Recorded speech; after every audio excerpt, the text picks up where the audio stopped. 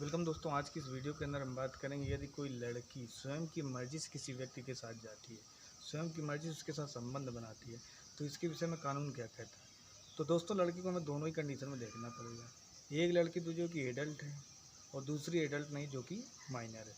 तो दोस्तों, दोनों में कानून की रूपरेखा अलग इस प्रकार से मैं आपको बताता हूँ।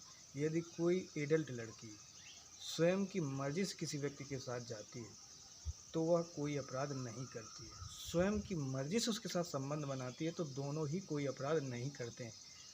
आम तौर पर देखा जाता है कि लड़की ने एफआईआर दर्ज करवाई कि लड़के ने मेरे साथ शादी का झांसा दे करके सेक्सुअल रिलेशनशिप बिल्ड की, उसके बाद शादी करने से इनकार कर दिया।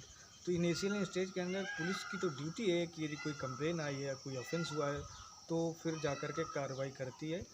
लेकिन हाल ही में भी एक जजमेंट आया था, Pramod Suryabhan Singh versus state of Maharashtra के जजमेंट में सुप्रीम कोर्ट ने यह बात कही थी, यदि कोई एडल्ट अपनी मर्जी से संबंध बना रहे हैं, लड़की को एक पता है कि वो खुद की अपनी मर्जी से उसके साथ संबंध बना रही है, फिर वो बाद में आकर के कहती है कि इस तरीके से इसने मेरे साथ एक्ट किया, तो उसको अपराध की श्रेणी में काउंट नहीं किया गया था।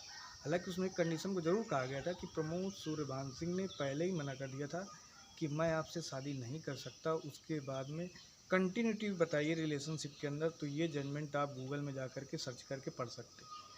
इसके अलावा दोस्तों, दूसरा पहलू है, जब यदि कोई लड़की माइनर है तो उसकी कंडीशन मैं आपको बताता हूँ कि यदि कोई माइनर लड़की को कोई भी व्यक्ति ले करके जाता है तो 363 आईपीसी का वो अपराध करता है, जिसमें 7 वर्ष तक की सज़ा सिर्फ उस व्यक्ति को हो सकती है जो केवल लड़की को लेकर के गया है।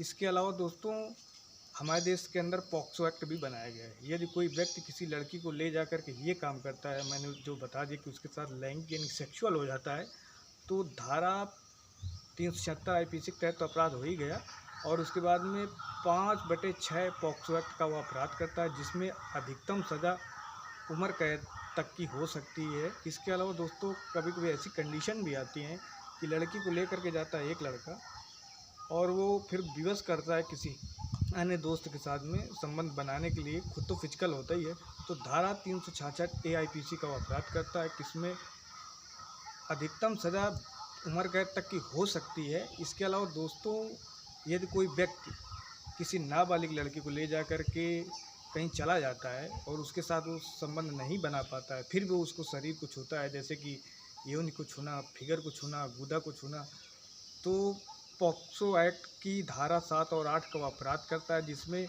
मिनिमम सज़ा 3 वर्ष तक की है और अधिकतम सज़ा 5 वर्ष तक की हो सकती है।